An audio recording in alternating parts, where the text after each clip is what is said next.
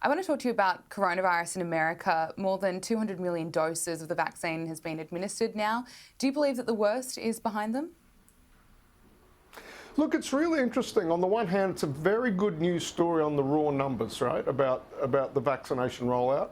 I think if you dig deeper, state by state, you will find some spottiness. And again, echoing my last comments about the George Floyd matter, it is communities of colour that have borne the brunt of coronavirus deaths and serious illness.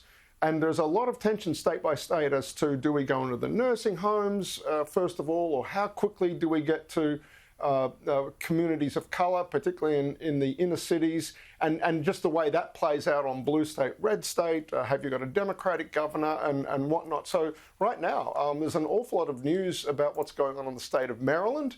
A lot of demand from minority community leaders that they get the vaccine into their communities a little faster than they're seeing. Everything in America, it seems, Gabrielle, is infused by race, and the COVID vaccination rollout being no exception. The other statistic, just to throw on the table, Gabrielle, as we look at the United States and COVID at the moment, is have they got complacent about testing? And so while we're seeing a reduction in the number of cases being reported, I just looked before we came on air, still they are reporting 50, 60,000 new cases a day and over 1,000 fatalities a day, numbers that just sort of beg a belief here from the Australian perspective. But some people are actually saying those numbers might, on the new cases, might even be underbaked, given that there's all this focus on the vaccination, which is in the aggregate a very good news story.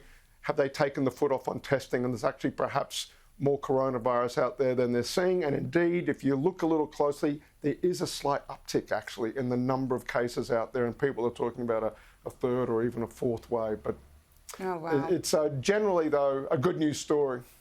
Well, it certainly puts things into perspective, and we are here in Australia complaining about the vaccine rollout, but we just don't have anywhere near the numbers of cases that America does.